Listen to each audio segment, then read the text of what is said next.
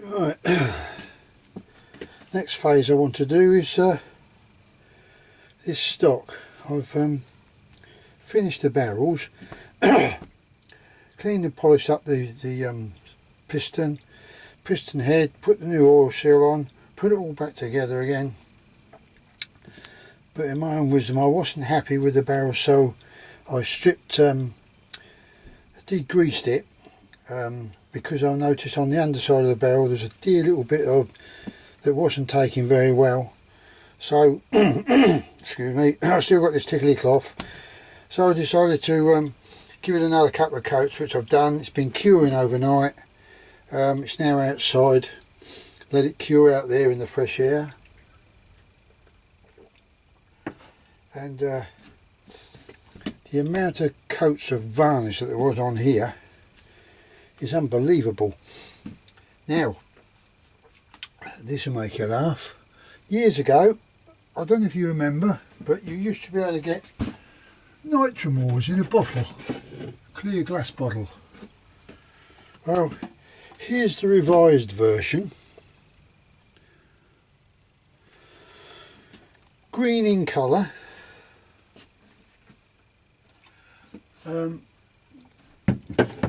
You had to do it outside with the old ones because of the vapour and the fumes are so strong. But now they've come up with this genius idea, the modern one, green and all that business. No fumes, you can do it indoors, don't have to have the windows open.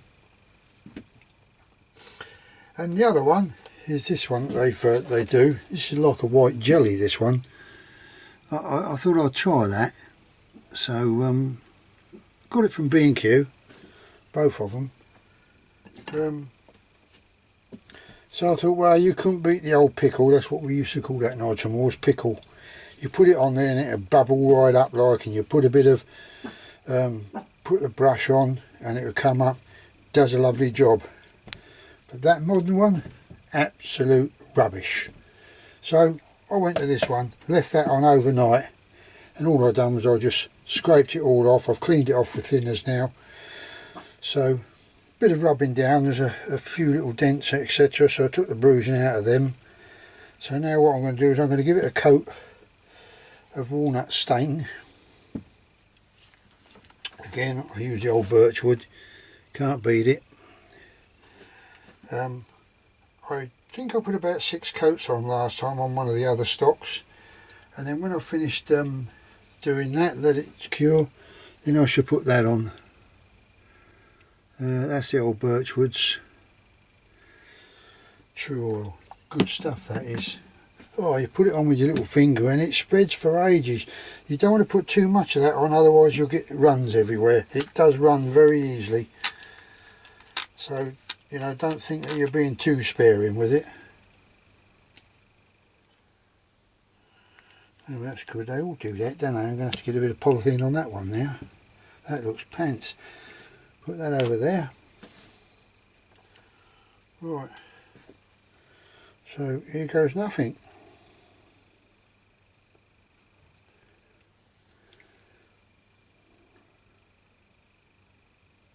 I've got a bit of cotton wool in this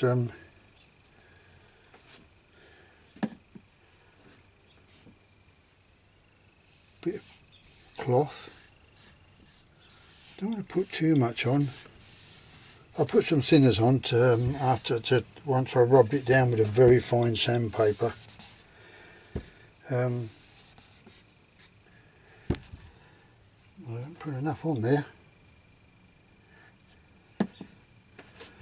And of course, being that the old thinners and that dries out very quick, so you don't have to wait around ages for it to dry off.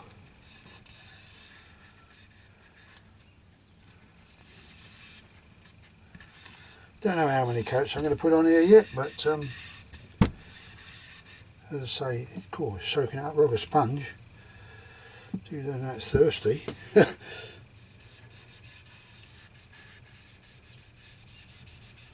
But the trouble is, you think it looks quite dark at the moment. It's not walnut. Looks quite dark at the moment, but it's not really. When I looked at all the the coats of varnish and everything else on it. They put a nice plain, it was a plain varnish.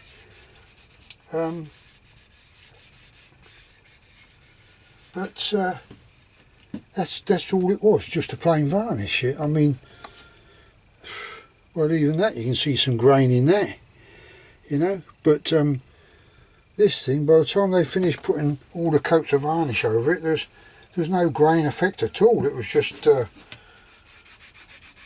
wow, it was just terrible. I do like to see a wood grain coming through the old through the wood.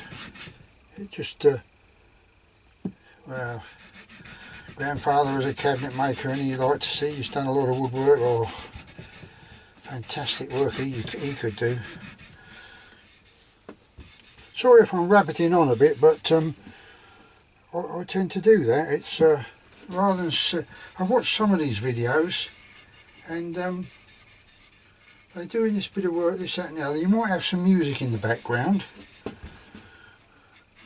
or you might have nothing, and you know, the bloke's just like, all the sound, it's all been muted, and you're thinking, well, why don't you put a bit of sound on there, mate, you know, or explain what you're doing, instead of just, you know, leaving people to think, oh, what's he going to do with that, and what's he going to do with this, and oh, he's messed that up, and I think the best way to learn is by your mistakes. If you've done it wrong, you know you've done it wrong, and then you don't do it again. Give that a bit of a push to get that dye in that knurling or checkering, whatever you want to call it.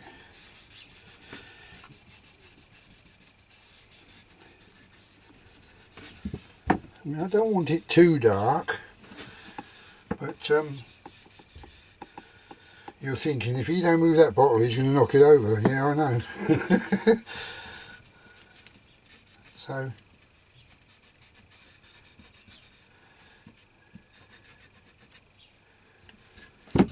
oops.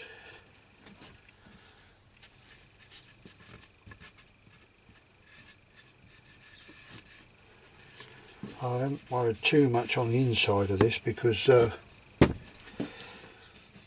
it's not going to be seen, but it's not a question of out of sight, out of mind. It's a question of don't waste too much time on something that's never going to be seen, but at the same time still do something with it, you know.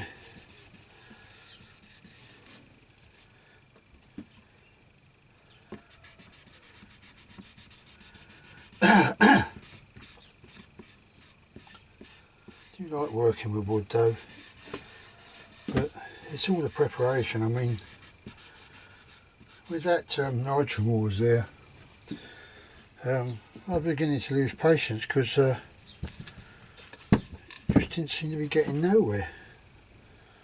I'll tell you what, this wood is very thirsty, soaking this up like a sponge. Look at it going straight in there, look, disappearing. Need another bottle of this, carry on at that rate.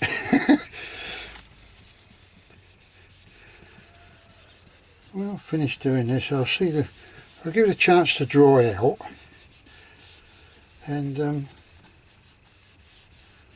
then I'll see what it looks like as to whether I need to put another coat on. I never put much of this true oil on the checkering, because all you do is you just fill it up and then you're defeating the object with the checkering then. I'm just going to go around that bit again before I turn it over.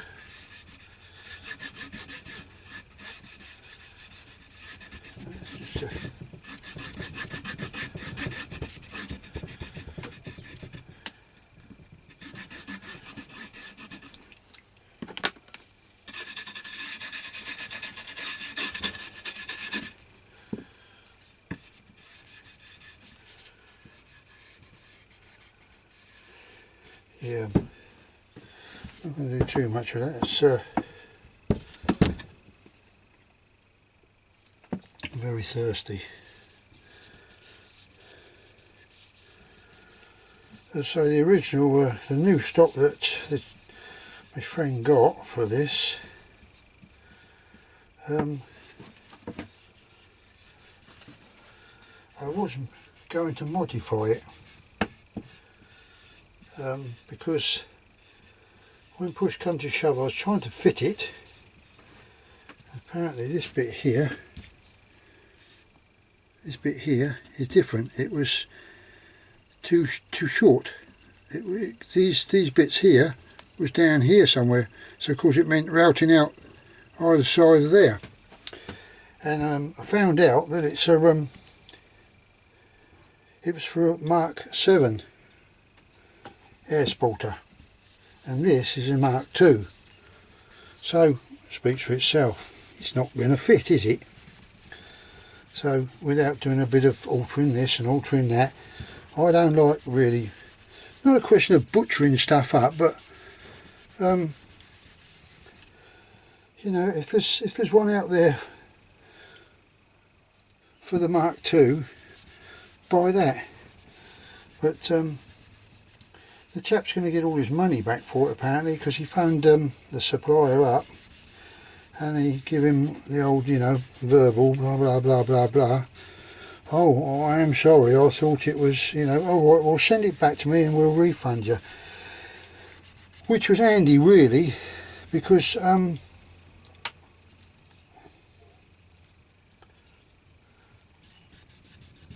they no longer do a Mark II stock. Hence the reason why I've been rubbing this down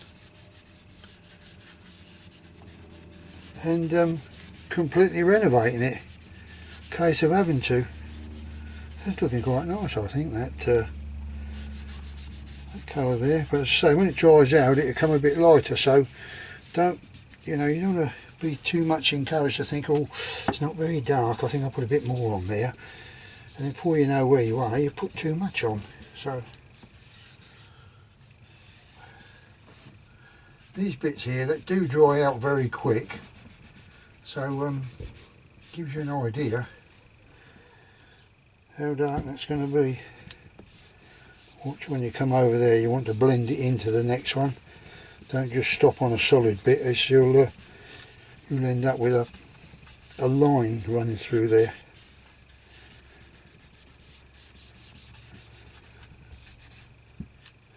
This looks a little bit, this checkering looks a bit, where are we, I can't see.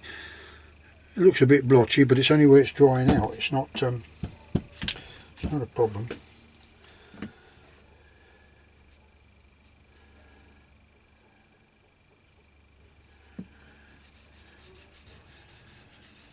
I just hope it turns out nice, because it's going to cost this bloke quite, you know, quite a bit of money, but in fact to a point where it's probably, what it's going to cost him is more than what the gun is worth. But it's not a question of that, it's sentimental value. That's, you can never put a price on that really. I don't think, because I've got a lot of things of sentimental value, and it's all very well saying, well, get another one. You can't get another one, you know.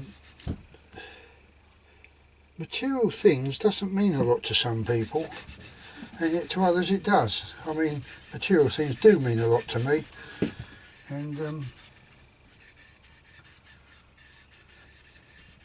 I mean, my grandfather, he was a cabinet maker, and he actually made a complete set, a dining room set, a display cabinet, table, 4 chairs, carving chair. Come from Keighley in Yorkshire, and bit of a miserable old bugger, but then we can all be miserable if we want, can't we? I tend to be a bit miserable, so I'm told, but then it seems all the good die young. So I made a vow. I thought, I ain't going to die, so I'm going to be a miserable old bugger, and I'll live to be a ripe old age. So whether that works is another matter, but there we go. Let's get some dye in this checkering.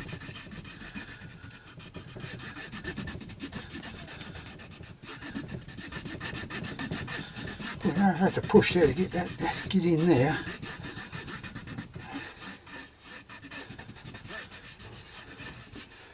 What have I done here?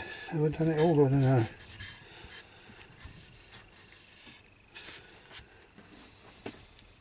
Put 2 on there and 2 on there. I think I need a bit more on this one, don't I?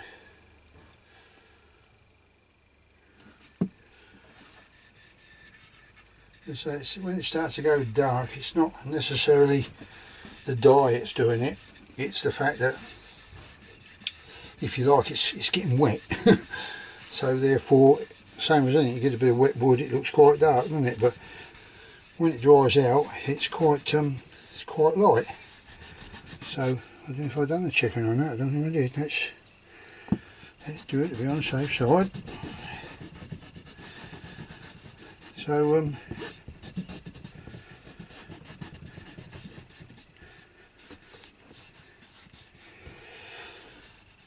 I'll just do this last little bit here, and then I'm going to let that dry. I'll let my cup of tea go stone cold.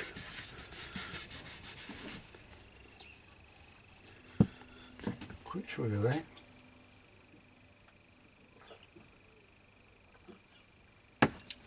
But I think my lad said he's going to come when he comes down Saturday. Hopefully to pick this up, but I think I couldn't get his ox spring in. It's just the pressure that you've got to push down on there, and if you haven't got a press or a spring compressor, then it's a bit of a hard job. And I kept trying and trying, and just got it there, and then that was it. Couldn't hold it any longer. Just to be able to give that one little turn, and it wouldn't have it. So I'm going to finish off this bit here.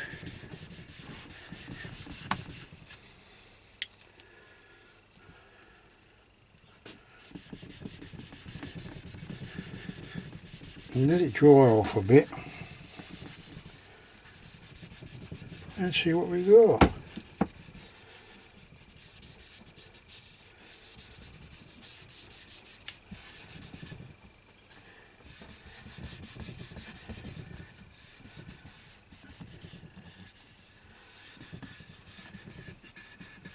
Well, it's looking quite nice. It's looking a bit red up here. That's quite nice. Yeah, I can't really overdo it. Don't overdo it.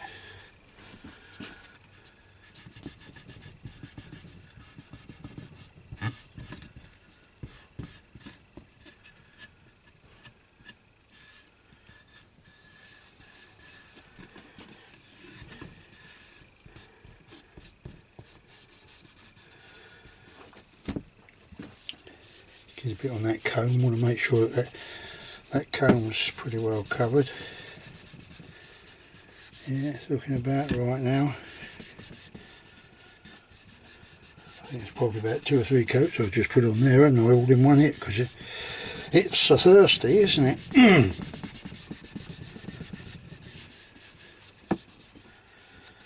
Yeah, I think I'm going to leave that. Let that dry. Where's my hook? Oh yeah, I'll look it up here.